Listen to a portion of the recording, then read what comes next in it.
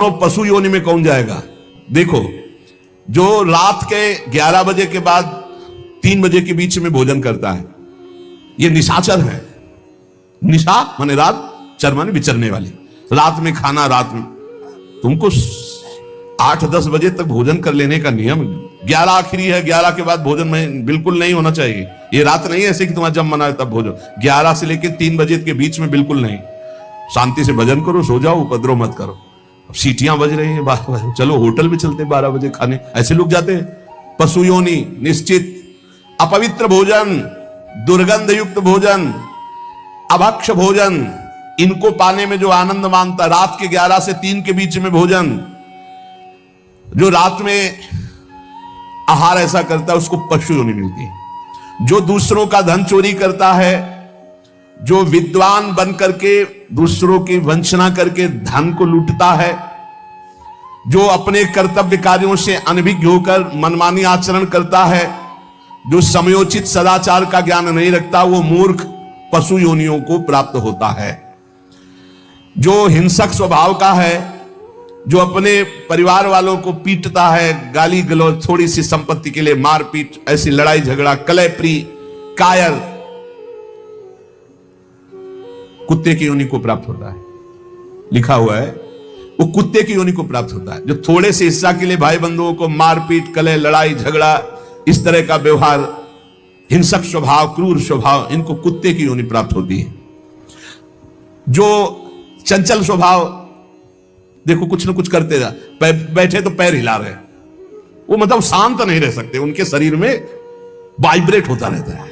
Vibrate जैसे mobile नहीं जनाता रहे, वो जनाते रहे। सुन ले भाई, क्या बनोगे?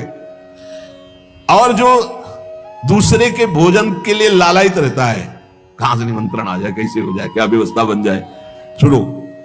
और जब चलता है ना तो बेढंगे ढंग से चलता है, बेढंगे ढंग। और दूसरों की वस्तु देकर लुभायमान होकर छीनने का स्वभाव करता है, उसका अगला जन्म बंदर का मिलेगा। जो वाणी से सदैव कटु बोलता है, कुटुंबियों से द्वेष करता है, लोगों की चुगली खाता है, उसे अगला जन्म सर्प योनि का मिलेगा। कुटुंबियों से द्वेष करता है, दूसरे की चुगली खाता है, उद्वेगजनक वचन, उद्वेग माने भारी क्लेश पहुंचाने वचन, दूसरे की निंदा करना, चुगली करना, तो विषधारी सर्प बनता है।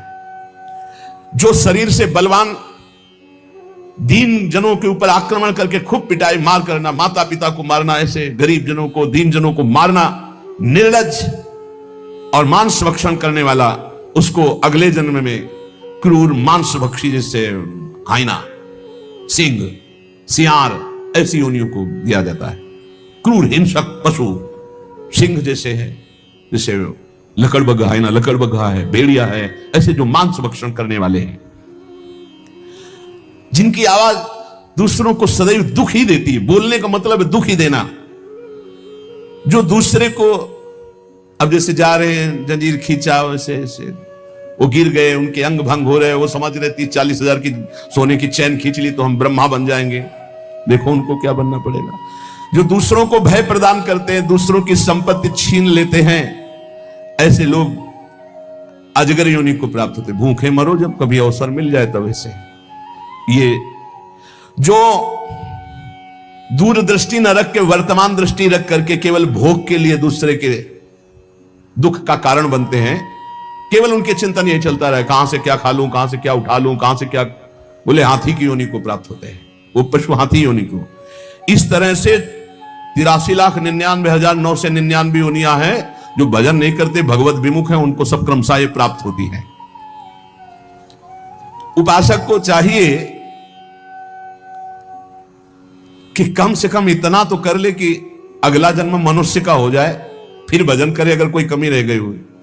अगर आप नाम जप करेंगे और एक बात ध्यान रखेंगे कि दूसरों को दुख ना पहुंचने पावे, तो पक्की बात है भगवान की कृपा से अगर भगवत प्राप्ति नहीं हुई तो दूसरा जन्म होगा मनुष्य का, और बहुत महान भक्तों के बीच में जन्म होगा। जन्म से ही भजन प्रारंभ हो जाएगा, और आप यौवन अवस्था प्राप्त होते होते भगवत प्राप्त हो जाएंगे, काम हो जाएगा आपका। भजन एक ऐसी वस्तु है जो आपको बचा सकती है। अब इसमें कह रहे हैं कि जैसे आप भजन मार्ग में लगे हुए हो और आपको कोई गाली दे रहा है, आपने पलट के गाली दे दी तो आपका भजन छीन हो जाएगा। इसलिए भजन को बचाने के लिए कह रहे, अकार पण्य मपारुष्यम संतोषा सरदधानता। ये ब्रह्म ऋषियों की बातें हैं, बहुत काम की बातें हैं। अनुसूया गुरु पूजा दया भूतेश पैशुनम सद्वीरेश दमः प्रोक्तो ऋषि शांत बुद्धि भी। अकार पण्य माने उदारता। भजन किससे बचेगा? उदार बुद्धि।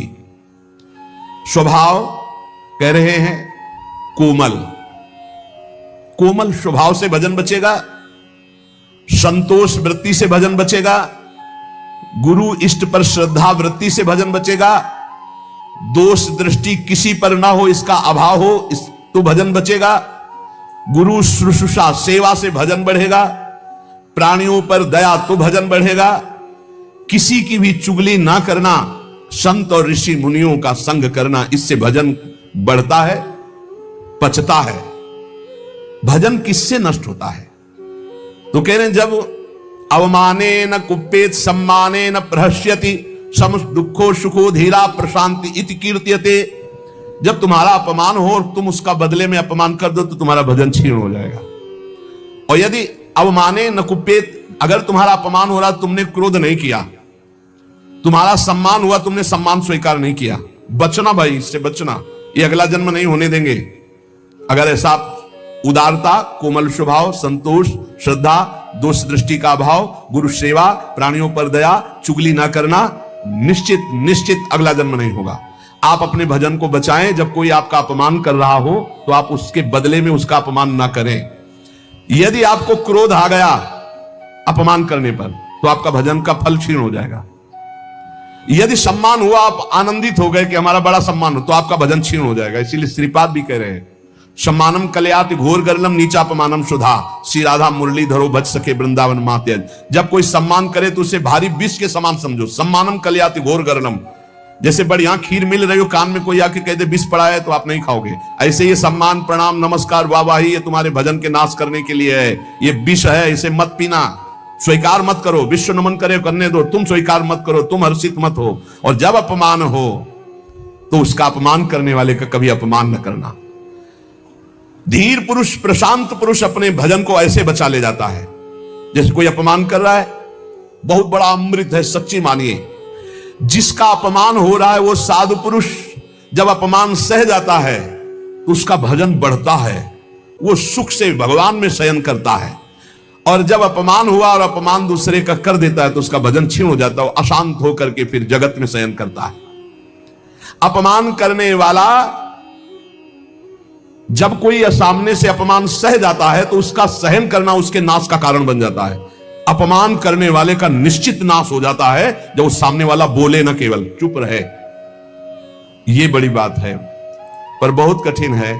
उस समय जब कोई अपमान कर रहा है, निंदा कर रहा है, आप शांत हैं, इसका मतलब आपके ऊपर गुरु कृपा है और आप अपने भजन को पहचानते हैं, भजन बचाना चाहते हैं। अपमानित होने पर चाहिए कि अपमान करने वाले की ना बुराई सुने ना बुराई करे। जैसे कोई आकर बहुत नीच आदमी आपको गाली दे रहा था, कान में अंगुली डालो, नहीं भाई वो नीच नहीं, भगवान उसके अंदर बैठकर मेरी परीक्षा ले रहे थे, मुझे पुष्ट कर रहे थे, वो नीच कैसे हो सकता है? अपने भजन पर दृष्टि रखे, ना उसकी निंदा करे, ना उसकी निंदा सुने, ना उसका बुरा चाहे। यद्यपि इसमें लिखा हुआ है कि जो अपमान करने वाला है उसका। भाइयों और बहनों, ब्रह्म मुहूर्त का समय यानी प्रातः 4 बजे का समय, यह सबसे पवित्र घड़ी है। प्रेमानंद जी महाराज कहते हैं, इस समय उठकर अगर आप सिर्फ राधे राधे नाम का जप कर लो तो तन के रोग, मन की पीड़ा और जीवन की सारी कठिनाइयां दूर होने लगती हैं।